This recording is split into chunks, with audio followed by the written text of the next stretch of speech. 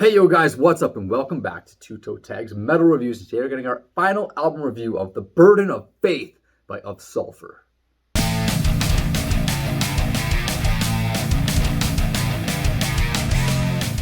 So debut LP album by Sulfur, and I have to say that over listening to this album as many times as I possibly could for the entire week, I had a pretty damn good time with this.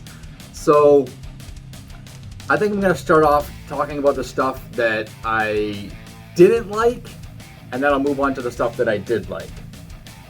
Now on to the stuff I did like, because there wasn't anything I didn't like. You know what, if I'm going to be nitpicky, I'll say that my least favorite track was track number 9, The Inglorious Archetype, only for the sole reason that I didn't really have anything to say about it specifically, other than it has a good solo. Which a couple other songs do as well, but there wasn't anything special that really stood out about this song, but I still like the song. I still think it's a great song. There was one thing about that song that actually kind of stood out to me, and it was near the end. There's like this kind of synth arpeggio going in the background. That sounds like something I'd hear in a Born of Osiris song. Yeah. The only time on this album where that happened, so I thought it was a cool, unique thing that happened there. That's a good point. So there's something at least, right? Every other song though, man, it did something for me, and I thought that was really cool. So I'm going to talk about Death of Circumstance just a little bit, because when we did our first impressions last week on a new releases video, I thought the song was the best song on the album. I still think it is, and that's almost to a bit of a fault, because it's so good it almost overshadows the rest of the album. It's just so badass. This menacing strength synth fucking thing that goes on during the first few bars of the verses is just so nasty. The clean singing bridge that leads into the solo at the end is gnarly. It's just overall a really great song. Somebody posted on Twitter like, what's your favorite metal song you're listening to right now? And that was my answer. I just could not get enough of the Death of Circumstance this week. Awesome song. I love its placement on the album too. I love the fact that it bleeds right in from Unraveling. Yeah, the track prior to that. Great. The transition there is so smooth and so seamless and beautiful. But I love that. It's done seamlessly in a good way, because lately we've seen a lot of seamless transitions that are a little bit too seamless, and it's kind of, you can't tell where one ends and one begins. Yeah, here you can tell, but still. Exactly. In this case, it's pretty clear where the last song before it ends and where this one starts, and the way that seamlessly goes through is really, really good. Segueing off that with the song before that, Unraveling, which features Taylor Barber of Left to Suffer. Your thoughts on that song? Because I thought it was a great song. I think out of all the features on this album, I think this one stands out the most, other than Lindsay, because she kind of stands out on her own being a female clean vocal. But as far as all the harsh vocals go on this album, I think Taylor stands out the most. And I was actually pretty impressed with his performance, which I'm not surprised, because this guy's got a lot of heat behind him. So what was your thoughts on that song? It's interesting you say all that. I thought it was a cool song, but it actually wasn't my favorite feature. My favorite was Alex Terrible on Befouler, because, I guess this is really a me thing. I know Alex's voice well enough to know when it's him. Yeah. I don't know Taylor Barber well enough to know when that's him. Still a good song. I still enjoyed it, but Befouler was growing on me more if I were to compare those two tracks. Yeah. Okay, well, comparing the two tracks, I definitely think Befouler's a better song. But the feature was better on Unraveling. The feature was better on Unraveling. So, going on Befouler, the cleans in this song are just awesome. Super catchy. There's a uniqueness to the way he fluctuates his voice, and he has this, like, he's bending the notes in some vibrato type of way. I don't exactly know what to call it, but you know what I'm talking about? That kind of thing he does. I love that. You don't hear any other metal singers doing shit like that. That is mint. And it's not the first time we heard it. We reacted to the video and thought it was awesome then too, but just hearing it over and over again throughout the week, it never got old. I thought it was fucking awesome. Another song I'll talk about two more songs. I Apostate. This is a song you thought you needed to give more a chance to. You mentioned it last week. You said, hey, I gotta listen to I Apostate more. I can't remember why you said it, but you did mention it. I honestly don't remember saying that. You mentioned it. So this song, and not only this song, but I'm hearing, and maybe this is just me being a Cradle of Filth fan for a long time, but I'm hearing Cradle of Filth vibes in this song specifically, and also in a couple other songs. I can't remember exactly where. But mainly in the intro of this song, and I was like, I love this. If they're drawing inspiration from Cradle, I love that. The way he phrases the bridge section, like when he's saying apostate, I am the apostate. I don't want to sing it because I'm horrible at that stuff, but the whole way he phrases it is fucking awesome. And I just love it. And for some reason, it reminded me of a Death Clock song, which I think is called Face Fisted. Okay. And a while since I checked that out. yeah. And it just kind of reminded me of that a little bit. And I thought that was really cool. But overall, cool song. Last song I want to talk about was the opening track, Stained in Rot. This song goes fucking hard. It's just really, really cool. And the highlight for this, and this is also segueing to one of the highlights of the whole album for me, is the vocal performance. I think Ricky sounds amazing on this album. I think his performance is going to be completely underrated. And one of the best things about it for me is his highs, because they remind me of Mitch. Oh, I mean, and that's a huge compliment. It's a huge compliment. I feel like the first song could be like a No Time to Bleed, Suicide Silence era song in many ways. Maybe not like bar for bar, but in many ways it fits that mold. And that to me is like, I've been waiting for something like that. Mm-hmm. I've been waiting. I complain about Eddie in Suicide Silence. I don't think he's a proper fit for that band, for them to have the sound that they came big with. Ricky would have been the guy. I feel like Ricky could have been the guy to fill those shoes. After listening to this album, he would have gelled in so much smoother. After hearing the highs he's got, there's just... I feel like a lot of people talk about the lows too much and nobody really gives the highs the credit they deserve. This is fucking it though. Ricky nails it on the highs. Lows too. The vocals are stellar throughout this whole album. But yeah, just...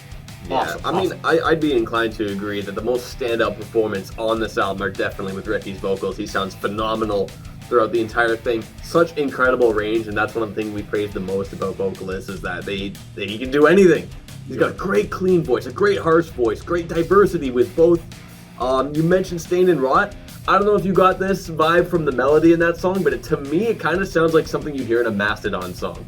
Mastodon? I'd have to listen to it again with that in mind, but I wouldn't be surprised if that connection was there. And when I thought about that, I thought of something crazy. Imagine a clean feature on this album from Bron Daler. Would that be cool or what? That would be pretty cool. That would be really, really cool. Because Bron's got a really unique voice too. Exactly. And I think his voice would really complement the melodies of this album. Yeah. Now, as unfortunate as it is, I kind of ran into a little bit of an issue regarding the melodies, even though they all sound really nice, and I kind of started to feel this last week when I first checked it out, and as I was listening, I figured out what the actual problem was. So when I listened to the title track, I felt, haven't I heard this melody already? I thought I heard it in Wide Open. It's not actually the same melody in Wide Open, but I found that the problem was that too many of the melodies kind of sit in the same key or really close to each other, and you can kind of sing each other on top of them. Like, I would listen to The Burden of Faith and sing the chorus to Wide Open on top of it, and it just fits. It fits, I feel like, a little bit too closely. Yeah. And I was having that issue with a good chunk of the clean parts, even though they all sound fantastic. Earthen is still an amazing song. Definitely a contender for Song of the Year. I said that when we reacted to it, and that is still the case. Like, it's pretty guaranteed to go in my best of this year playlist when I make that. But I also like Fowler. Death of Circumstance. You already said so much about it. I agree. The song is awesome. Every time it came on, I'm like, fuck, this is sick. This is super cool. But I guess that was really kind of the main issue I was running into, was that too many of the, clean choruses kind of sound really similar to each other. So it's like, how much of a problem is that in a vacuum? Because if you think about it, let's say you just throw on Earthen. It sounds awesome. But if you throw on Earthen and then a bunch of the other tracks, it might hurt the experience a little bit because the choruses sound really similar to each other. I didn't find that they did. And that was actually something that I thought of, and I was like, I feel like a lot of times you listen to metalcore bands, for example, and they always have this same formula where they start off heavy and then they go into this clean chorus section, and it's so predictable. I didn't feel like this was like that. I feel like they were similar in a way where they were clean versus clean, but execution-wise, I felt like they were different enough. I think a big part of that is the rest of the song. Like, the rest of the songs, they all sound unique from each other. And that's a big thing this album has, by the way. The songs are discernible from each other. A lot of modern deathcore sounds the same song 9 times, and that just boils down to creativity. Yeah, which is They're a writing big good thing songs. for this album, that it's a very creative album. The songs do stand out. The only issue I was running into is that the melodies kind of felt like you could sing them on top of each other. A quick question though, I know you kind of had some criticism of it last week because of Howard's voice, but what do you think of Wide Open now that you've heard it a bunch? And did you hear it as a single? Because way back they released the song without Howard Jones on it, and the melody's actually a little bit different than it is on the album. Yeah, so one of our commenters did let us know that they had recorded the song, released the song previously with one of the band members doing the chorus. So I did go back and listen to it, and I prefer that version a lot better. I do not like Howard's voice on this song. I was never a big fan of Howard Jones, and I know that ruffles some feathers because he's a titan in the industry as far as this goes. Yeah. But he just sounds way too whiny for me. It just tickles me a little bit the wrong way. So I feel like he does this song a disservice. I feel like he kind of ruins the song, because otherwise I think it's a great song. But when that comes on, I was like, ugh, so I want to skip it now because I don't want to hear it. But listening to the original release of this song, I was like, wow, I really wish this was the one on the album. I think instrumentally it's slightly different too. I felt like a little heavier on the double bass. I could be wrong, but I like that as well. So I think it's a great song, but Howard didn't do it for me. And that might rustle some feathers, but that's how I feel about it. So I don't know. How did you feel about that? I didn't have an issue with Howard. I didn't have an issue with it last week, and I don't have an issue with it now. I thought his performance was really good. I think it adds for a little bit more of a unique aspect to the melodic part of that song. It's one of the ones that really sticks into my head. That's another thing to mention. Like, a lot of these choruses get stuck in your head, and that is good songwriting. Yeah, you could think of all these melodic parts of these songs, and you can hear them playing out in your head. I can play them now, like Befouler, like I can just hear it right now. I don't even have to. Exactly, and that is a mark of good songwriting. Good writing, exactly. So I do like Wide Open quite a bit. A good chunk of the songs are like the highlight songs for me, I found. So it came down to me finding how much of an issue that the melodies are similar was or not, Yeah. That's kind of really the only issue I really found, and it's like how much is that me and how much is that the album? I don't know. Yeah, I guess we'll get to ratings. So I just wanted to throw out a tiny piece of I don't know, maybe criticism before rating. And that's the intros to all the songs, except for track 4, which is The Death of Circumstance. The intros also kind of felt the same, but they were all different enough that they didn't seem repetitive. Yeah, but they had the same vibe where they kind of started off slow and then ramped up to something, which is typical songwriting. But to have that on, 9 out of 10 tracks, it was not nearly as bad as Lorna Shore, which basically had the same formula for the first minute and a half of every song. I mean, look at Be Fowler, though. That one starts up pretty quickly. It starts with with the strings and then bam. Some of them start more quickly than others, but it's always like this something easing into it. I don't know. This is a super minor gripe. Anyways, I had a great time listening to this album. I could probably go on a while talking about all kinds of good stuff to say about it. A bunch of the songs were on my playlist. It's a toe tag album for me. I was actually quite impressed, to be honest. I was expecting, and this is just being honest, I was expecting to get bored of this, right? When we do our first impressions, sometimes you get wowed right out the beginning. But I thought this is going to start feeling like another just kind of run-of-the-mill deathcore album kind of thing. But they do a lot here to make it fresh. They do a lot here to keep things interesting. There's some black metal elements in here. There's the clean vocals really add punch, but I don't want to drive that home too much because I don't want Ricky to watch this or something and go, oh, they really like the clean vocals. Let's do that more on the next album.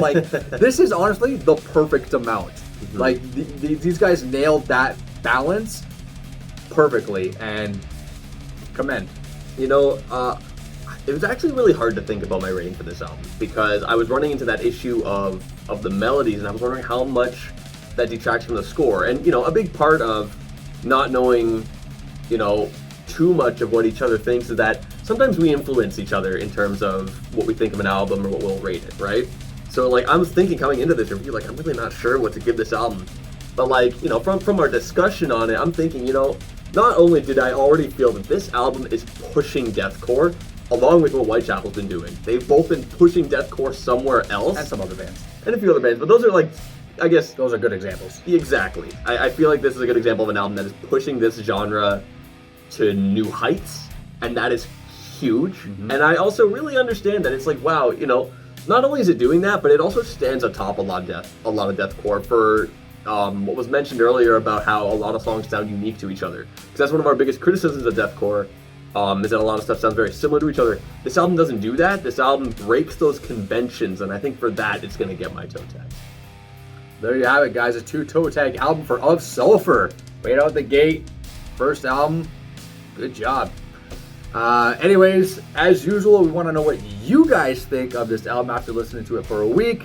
So sound off in the comments down below. Let us know all your fun thoughts. Subscribe if you guys are new to this channel. I'm Vile Self. I'm TV Fish. We'll see you guys on the next one. Keep those heads banging.